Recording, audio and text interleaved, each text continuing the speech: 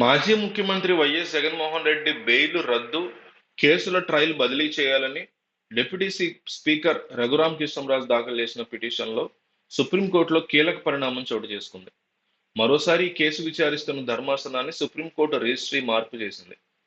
గతంలో విచారించిన justice Abhay S Oka, justice Pankaj Mittal ధర్మాసనం నుంచి justice B V Nagarathna, justice Satish Chandra Sharma ధర్మాసనానికి సుప్రీంకోర్టు రిజిస్ట్రీ దీన్ని మార్చింది.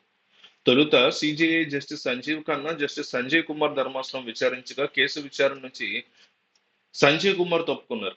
దీంతో పిటిషన్ ని justice Abhay S Oka, justice Pankaj Mittal ధర్మాసనానికి మార్చారు.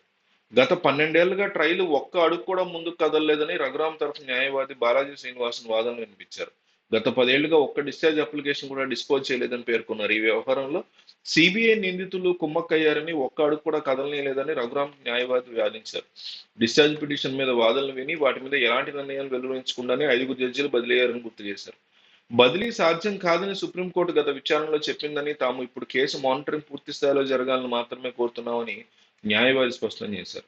సిబిఐ కేసు వివరాలు, ప్రస్తుత పరిస్థితిని వివరిస్తూ అఫిడవిట్ దాఖలు చేసినట్టు దర్యాప్తు సంస్థ సిబిఐ తరఫు న్యాయవాది తెలిపారు. ఈ కేసుని హైకోర్టు మానిటర్ చేస్తోందని, ఇంకా కేసు అక్కడ పెండింగ్ లో ఉందని జగన్మోహన్ రెడ్డి తరఫు న్యాయవాది ముకుల్ రోహత్గి పేర్కొన్నారు.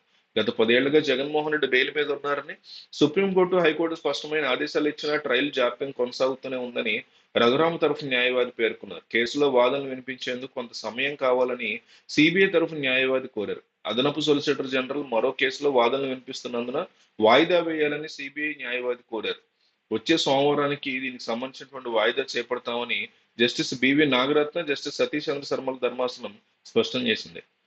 వచ్చే సోమవారం అదనపు సొలిసిటర్ జనరల్ గనక రాకపోతే తానే వాదనలు వినిపిస్తానని ధర్మాసనానికి సొలిసిటర్ జనరల్ తుషార్ మెహ్రా తెలిపారు. దీనికి ధర్మాసనం అంగీకరించింది. దీంతో కేసు విచారణ అనేది వాయిదా పడింది.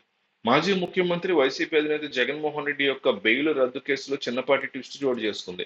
ఆ బెయిల్ పిటిషన్ మీద విచారణ సుప్రీంకోర్టు రిజిస్ట్రీ మరో ధర్మాసనానికి బదిలీ చేసింది. గతంలో విచారణ జరిపిన అభయ్ ఓకా, పంకజ్ మిట్టల్ ధర్మాసనం నుంచి పివి నాగరత్న, సతీష్ చంద్ర ధర్మాసనానికి మార్చింది. గత 12 ఏళ్లుగా ట్రయల్ ఒక్కడికి కూడా ముందుకు సాగలేదని నాగరత్న, సతీష్ చంద్ర ధర్మాసనం ముందు రఘురాం తరఫు న్యాయవాది శ్రీనివాసన్ వాదనలు వినిపించారు. గత 10 ఏళ్లుగా ఒక్క డిశ్చార్జ్ అప్లికేషన్ కూడా డిస్పోజ్ చేయలేదని గుర్తు చేశారు. సిబిఐ నిందితులు కుమ్మక్కై కేసును ఒక్కడుగు కూడా కదలనీయట్లేదన్నారు.